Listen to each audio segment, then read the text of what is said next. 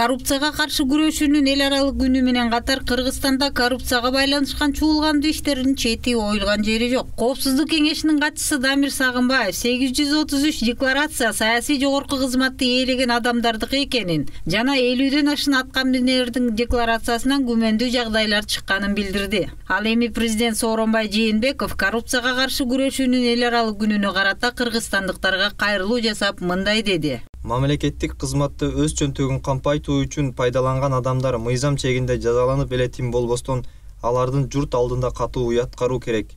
Коррупция тек мыйзамсыз гана болбостон, коомдо элдин рызкысына суук колун салган чиновниктер эл аралап баса албай кала тургандай кырдаал түзүлүүгө тийиш. Коррупцияга каршы сезимди мектептен, бала бакчадан, үй бүлөдөн баштап балдарга сиңирүү абзел. Жаштардын жан дүйнөсүндө коомдун тазалыгы жана адилеттиги үчүн жоопкерчилик сезими өнүктүрүү менен кийинки муундардын коррупция сыяктуу терс көрүнүшкө карата мамилесин өзгөртүү керек.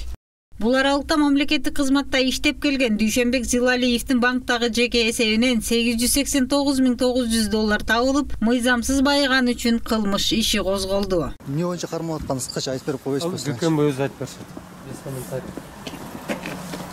УКМК тараткан маалыматта Дүйшөнбек Зилалиев геология жана минералдык ресурстар боюнча мамлекеттик агенттикти жетектеп турганда өзүнүн ишсиз тууганына алтын, акиташ жана башка кендердин лицензиясын каттатып койгону аныкталганы дагы айтылат. Муну анын жактоочусу дагы тастыктап, тергөөдө аныктала турганын айтты. Иш козголгондо 7 декабрда мыйзамсыз баю дегенчи, незаконное обогащение. Ошол декларацияда кээинки объектилер ошол тергөөнүн немеси боюнча Зилалиевге караштуу деп, туугандарына караштуу деп. Эми ал Зилалиевде да айтылат ошол кагаздар, документтер бар. Ал алынган неме керек, бирок туугандар аркылуу алынган экен да. Эми тергөө тактайт. Ошон үчүн булар азыр камак алынуу суранышты. Сот канатат дегенде. Эске салсак, буга чейин Чаткал өрөөнүндө элдин нааразылыгы болуп өтүп, ага байланыштуу учурда 15 адам камакта. Аталган аймактын тоо кен маселесинин учугу дагы лицензияга барып такалат.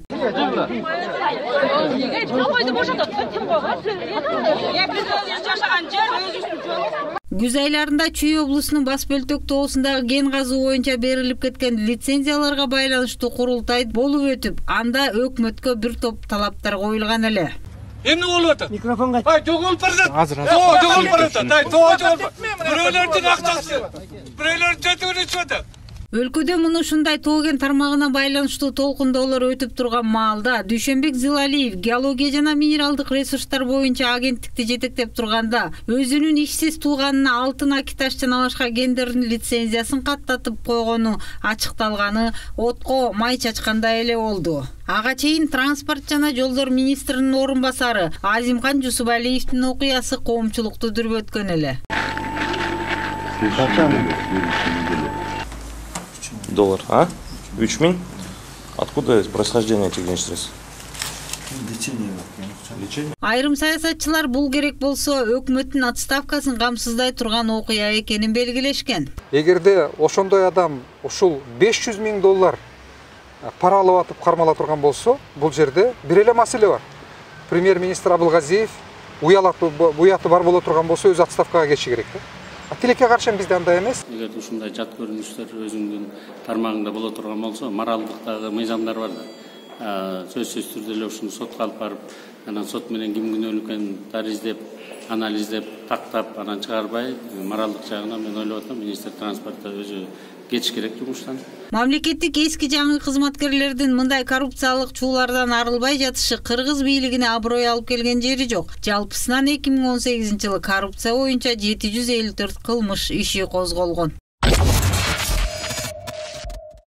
Жогорку кеңештин депутаты Акылбек Жапаров транспорт жана жолдор министринин орун басары Азимкан Жусубалиев ала турган пара тууралуу оюн билдирди. Анын айтымында мындай жагдай болгон учурда министр өзү дагы кызматтан кетиши керек. Эске салсак 5 декабрь күнү транспорт жана жолдор министринин Азимкан Жусубалиев аттуу орун басары $50.000 өлчөмүндө пара алып жаткан жеринен кармалган. Кошумчалай кетсек, чет элдик компанияга тендерди алып берүү үчүн $520.000 ала турган болгон. Анын $120.000 буга чейин бир туугандарынын ортомчулугунда соңунда компаниянын өкүлдөрүнөн алган. Калган сумманы алдыдагы апталарда алмак. Эгер ушундай жат көрүнүштөр өзүңдүн тармагыңда боло турган болсо, моралдыктагы мыйзамдар бар да. Сөзсүз түрдө эле ушуну сотко алып барып, анан сот менен ким күнөөлүү экенин дариздеп, анализдеп, тактап, анан чыгарбай, моралдык жагынан мен ойлоп атам, министр транспортто өзү кетиш керек жумуштан.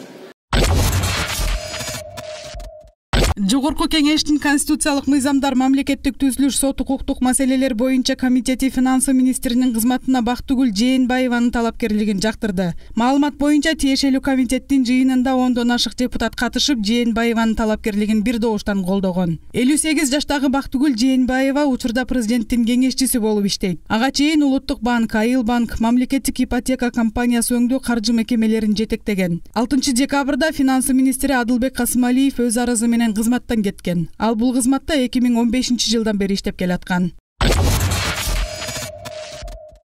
Прав человека, поэтому наша девочка и все остальные граждане нашей страны могут достичь своих жизней. Бүгүн 10 декабрда Бириккен Улуттар уюмунун адам укуктары боюнча декларациясынын кабыл алынганынын 70 жылдыгына арналган конференция болуп өттү. Ага президент Сооронбай Жээнбеков, жогорку кеңештин депутаттары, өкмөт мүчөлөрү, баш болгон бийлик жетекчилери, эл аралык уюмдардын жана жарандык коомдун өкүлдөрү катышып, азыркы мезгилдеги адам укуктары тууралуу маселелер талкууланды. Биз Кыргызстандын эли 1994 жылы Орто Азия өлкөмүндө биринчи болуп адам укуктарынын жалпы декларациясына кошулганбыз.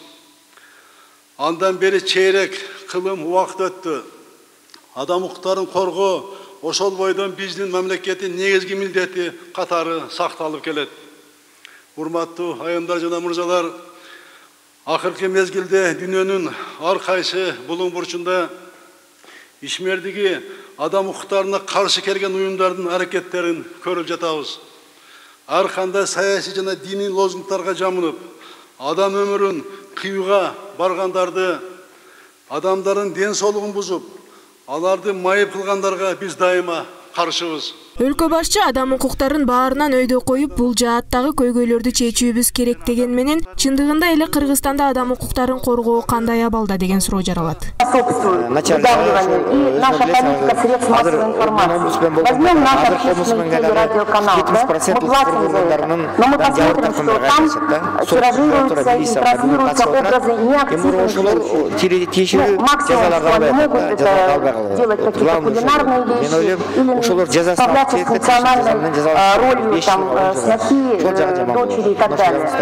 Өлкөдөгү эң чоң көйгөй аялдардын укуктарын тебелөө азырынча токтобой жатканын жогорку кеңештин депутаты Айда Касмалиева белгилеп өттү. Биздин өкмөт иш планда иштеп чыкканда 3-иш план, бирок иш жүзүнө келгенде жакшы аткарылбай атат. Мына жогорку кеңеште дагы 2 мыйзам бар эле да. Бул жанагы нике, эрте нике боюнча, анан үй бүлөдөгү зордук зомбулук боюнча. Бирок 2 мыйзам кабыл алынганы менен каралышында мүмкүнчүлүктөр бар да. Биз жерлерде текшерип атабыз, бирок жогорку кеңеш өзүнүн мындай контролдук функциясын мындан ары дагы абдан күчөтүш керек болуп атат. Конференцияда адам укуктарынын бузулуусунун негизги себептеринин бири бул коомдогу коррупция маселеси айтылды. Коррупция анткени соттор, прокурорлор, мисалы прокурорду айтып кеттим, $500,000 сураган прокурор бул эмне биздин мыйзамдарды кармак беле, же болбосо ошол эле лицензия берген замминистра 170-50 миң кармалып атса, бул эмне деген, ошон үчүн жаңы кадрлар тазаланыш керек. Жыйынтыктап айтканда, адам укугуна байланыштуу конференцияда ооз жүзүндө көп нерселер айтылганы менен, иш жүзүндө кыла турчу иштер али көп экендиги байкалды. Айта кетүүчү жагдай, ушул эле күнү Бириккен Улуттар уюмунун алдында Кытайда туугандары камалган, Кытайдан келип Кыргызстандын жарандыгын алган кыргыздар тынч митинг өткөрүштү. Кыргызстанда кытайлык кыргыздар бүгүн ал жактагы тууган уругунун дайын дарегин билүүгө көмөктөшүүнү кыргыз бийлигинен өтүнүп, Бириккен Улуттар уюмунун имаратынын алдына чогулушту. Алар Кытайдагы кыргыздар Бейжин саясий тарбиялоочу борбор деп аталган лагерде бейкүнөө жана себепсиз кармалып, каттуу кыйноого кабылып жатканын белгилешти. 2013-жылы Кыргызстанга келген Малик уулу Жусуп 1,5 жылдан бери жакындарынын дайынын билбей келе жатканын айтат. Ал 2016-жылы Кыргызстандын жарандыгын алган. 2017-жылы сентябрь айларында атамды жана байкемди, жеңемди кытайлар тарабынан себепсиз камап кетишкен. Ошо 1,5 жылдан бери байланыша албай келем. Атам азыр 72 жашта, 1946 жылы туулган. Кытай мамлекетине караштуу Кусуцу облусу Акчи оданында болгон. Азыркыга чейин байланышалбай келет. Алар буга чейин дагы бийликке кат жолдошкон, бирок бийлик тарабынан жарытылуу жооп болгон эмес. Кытайдан кыргыздар көбүнчө 2013-2014 жылдары Кыргызстанга келип олтурукташа башташкан. Алар кыргыз бийлигинен ашыкча эч нерсе суранбайт, болгону тууган тушкандарынын аман эсен экенин билип, алар менен байланышта болууну каалайт. 2015-жылы Тургун деген иним, анан келини менен анан дагы жээнин эжемдин баласы келип кеткен Махмут деген. Булар 5-6 айдай бuyakta жүрүп кеткен, алар кафе ачат. Анан кафе ачып кеткен, баргандан кийин камап туруп, мен инем кайта келем, буяка көчүп келем деп кеткен. Кайрылман алган Кыргызстан, кайрылман алып кеткен, байкараганда камап алыптыр. Анан кийин дагы инилеримди, эжемди бир сыйра камаптыр, анан кийин алар камакта алып эмне кабарсыз кетишет, кабарсыз. Эч кандай кабарлаша албадым. Коомдук активист Өндүрүш Токтонасыров бүгүн резиденцияда адам укуктарына арналып өткөрүлүп жаткан конференцияны негизсиз деп эсептейт. Анын себебин укук коргоочу бордошторго эч кандай колдоо бийлик тарабынан боло электиги менен түшүндүрдү. Адам укугу бардыгынан кымбат. Бүгүн биздин мамлекеттин башчылары резиденцияда адам укуктарына арналган бир конференция өткөрүп аткан эмес. Уят. Ошол конференцияны Бириккен Улуттар уюмунун ушул офисине кошулуп, бордошторду колдоп ушул жерде өткөрсөңөр жарашпак. Анан кооз сөздөрдү сүйлөп, болбогон эки жүйдүү иш аракеттерди жүргүзүү менен силердин абийириңер жабылбайт, токтоткулат. Мына ички иштер менен тышкы иштер министрлиги, парламент эмне үчүн оозуңарды ачасыңар? Жөн эле бир-эки сүйлөп туруп, кайсы бир адамдын тагдырына байланышкан ушундай оор маселелерди убагында чечүүгө дараметиңер жетпеген деген силер эмне үчүн мамлекет башында олтурасыңар, креслолорду кучактап?